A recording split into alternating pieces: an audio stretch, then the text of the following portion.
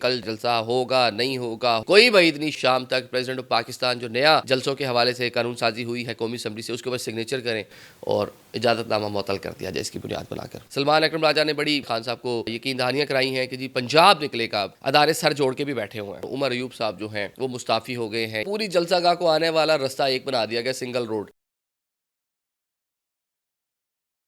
अस्सलाम वालेकुम, मैं हूँ आदिल निज़ामी और आप देख रहे हैं मेरा डिजिटल चैनल। आज के ब्लॉग में पाकिस्तान तहरीक इंसाफ के जलसे के हवाले से खुशखबरें आपको देंगे। कल जलसा होने जा रहा है, जलसा होगा नहीं होगा, होगा तो उसका क्या इम्पैक्ट होगा, कितने लोग आएंगे। और जलसे से पहले जो पार्टी में एक डिवीजन की खबरें थीं कि खैबर पख्तूनख्वा की क़यादत तकसीम है, पंजाब से कुछ मसाइल हैं, वो बिल्कुल वाज़े हो गए कि सेक्रेटरी जनरल उमर अयूब साहब जो हैं वो मुस्ताफ़ी हो गए हैं, या उनका जो रेजिग्नेशन है जो पहले वो उन्होंने दिया हुआ था वो अब जाकर कबूल हुआ है। लेकिन ये इतनी सादा और इतनी आसान चीज़ नहीं है। ऐसे टाइम में जब पार्टी जलसा करने जा रही थी, एक पहला क्राउड 9 मई के बाद पहला बाज़ाब्ता इस तरह का जलसा था। ठीक है, KPK में किए पावर शो, लेकिन पंजाब मरकज़ इस्लामाबाद में ये पहला जलसा था। तो उससे सिर्फ 24 घंटे से भी कम टाइम कह लें तो जनाब पार्टी के जो सेक्रेटरी जनरल हैं वो मुस्ताफ़ी हो जाते हैं। उनके मुस्ताफ़ी होने की जो इनसाइडर है वो आपको बताते हैं। सारा मामला जो है पाकिस्तान तहरीक इंसाफ में जो तकसीम थी उसकी चंद वजूहात थी। एक तो रिजेंटमेंट पाई जाती पंजाब के लोगों में कि जनाब सेंट्रल पार्टी है और पंजाब बड़ा सूबा है, पंजाब से बड़ी ज़्यादा सीटें हैं, तो यहाँ इस टाइम पार्टी का लीडर जो है, जो बाहर लीडर है बैरिस्टर गोहर, उसका ताल्लुक भी खैबर पख्तूनख्वा से है। पार्टी का जो सेक्रेटरी जनरल है उसका ताल्लुक भी खैबर पख्तूनख्वा से है। तो पंजाब को तो बिल्कुल इग्नोर कर दिया गया। तो पंजाब से कोई बंदा नहीं है, ये एक यहाँ से पंजाब का शिकवा था। KPK में हमने देखे KPK की जो पॉलिटिक्स है वो इलाक़ाई बुनियाद पर, मैदानी अज़ला जो बाकी अज़ला हैं, मतलब तकसीम है जनूबी अज़ला, और इस तरह वहाँ पे लोगों का अलग ही माइंडसेट है और अलग तरीके की ही वो पॉलिटिक्स करते हैं और बड़े ब्लंट और बोल्ड लोग हैं वहाँ पे। तो उनको बड़े तहफ़्फ़ुज़ात थे जो हम देख रहे थे अली मीन गंडापुर से भी हों, जिसका कल बानी PTI ने इज़हार भी किया कि अली मीन गंडापुर के ख़िलाफ़ साजिश ना करे, फ़लाँ ना करे, जो करेगा उसको टिकट नहीं मिलेगा। लेकिन उमर अयूब एक सॉफ्ट टारगेट थे, इनके ख़िलाफ़ भी वहाँ पे काफ़ी सारे मामला चल रहे थे और काफ़ी चीज़ें इनके बारे में शिकायत भी हो रही थी। लोग वहाँ पे नाखुश थे। अब क्योंकि पार्टी हुकूमत अलग मामला था, पार्टी अलग मामला था। जब पार्टी इजलास होता था वहाँ KPK के लोग अली बिन गंडापुर के खिलाफ बहुत सी शिकायतें रखते थे, तो उमर अयूब उस तरह से चीज़ें नहीं कर पा रहे थे, या ये भी किसी न किसी एक ग्रुप को सपोर्ट कर रहे थे, जिसका पूरा मामला खान साहब तक पहुँचा। और पहुँचाया किसने पहुँचाया जी, ये साबिक सदर आरिफ अलवी साहब ने, और सेनेट में जो अपोजिशन लीडर है शिबली फराज, उन्होंने सारा मामला खान साहब तक पहुँचाया कि जी उमर अयूब, क्योंकि 2 ओहदे भी हैं उनके पास, अपोजिशन लीडर भी हैं कौमी असम्बली में, तो पार्टी का ओहदा वापस ले लेते हैं उनसे। पार्टी का ओहदा कहाँ दें जी, ये जी पंजाब में कहीं दिया जाए। अब सलमान अकरम राजा लाहौर से उन्होंने इलेक्शन कंटेस्ट किया था और हैरान कुन तौर पे वो सीटें थी, जब हम लाहौर में गए तो लग रहा था कि विन विन पोजीशन में। चंद सीटें लाहौर में इस तरह की थी जो बिल्कुल वाज़ेह थी कि ये पाकिस्तान तहरीक इंसाफ किसी सूरत लूज़ नहीं करेगी।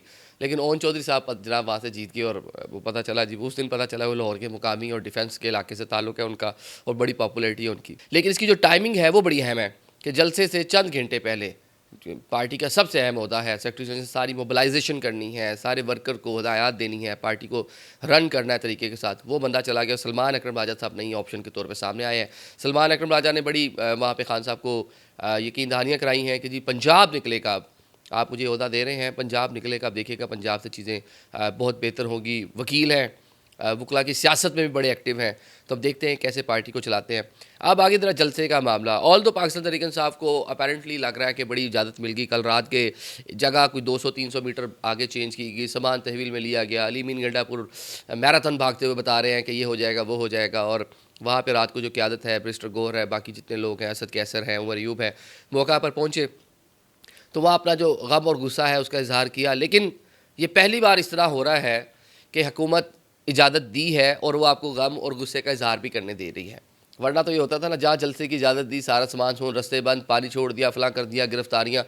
कल से अभी तक कोई गिरफ्तारी नहीं हुई। आमिर मुगल वो 50 बार बेचारा जो है गिरफ्तार हो चुका है, कल उसको भी किसी ने गिरफ्तार नहीं किया। तो ये एक बड़ी इंडिकेशन है कि पाकिस्तान तहरीक इंसाफ को जलसा करने की इजाज़त तो मिल रही है।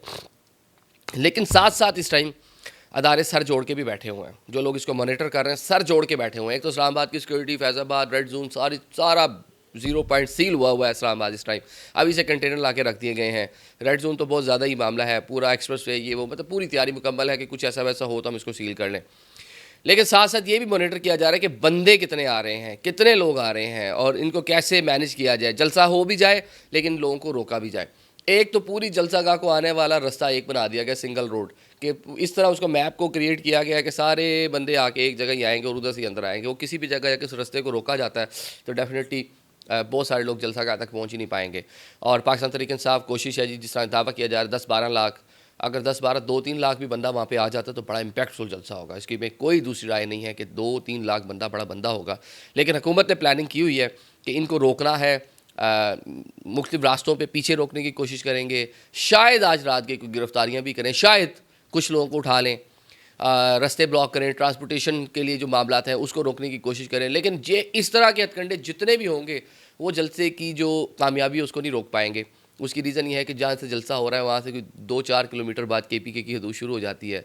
आपका हरीपुर, ये सारा खानपुर डैम, ये सारा वही रोड है, आगे जाके पेशावर रोड।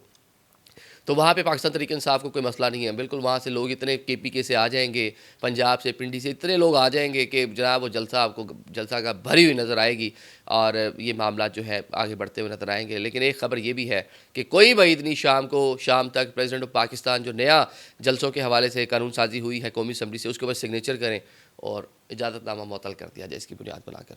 इसके कभी इम्कानात हैं, अगर वो मुअत्तल होता है फिर पाकिस्तान तहरीक इंसाफ को कहा जाएगा बाज़ाब्ता तौर पर एप्लीकेशन लेके आएँ। आज तो रात गुजर गई, 6 बज के 7 बज के छुट्टी हो गई, हर बंदा अपने घर चला गया, अफसरान घर चले गए, कल तो संडे है, कल ऑफिस बंद होगा, हम कैसे दे दें, हम पहले मुआयना करेंगे, फ़लाँ करेंगे, फ़लूँ करेंगे। तो इसको बुनियाद बनाकर ये जलसे का नोटिफिकेशन शाम या रात के मनसूख भी किया जा सकता है। अभी तक ये 2-3 जो है इसके एंगल्स हैं कि जलसा कैसे क्या किस तरह उसको मैनेज हो सकता है। लेकिन बज़ाहिर ये लग रहा है कि अगर जलसा होगा तो एक अच्छा जलसा होगा, एक बड़ा जलसा होगा और उसके असरात भी डेफिनेटली होंगे। Thank you so much.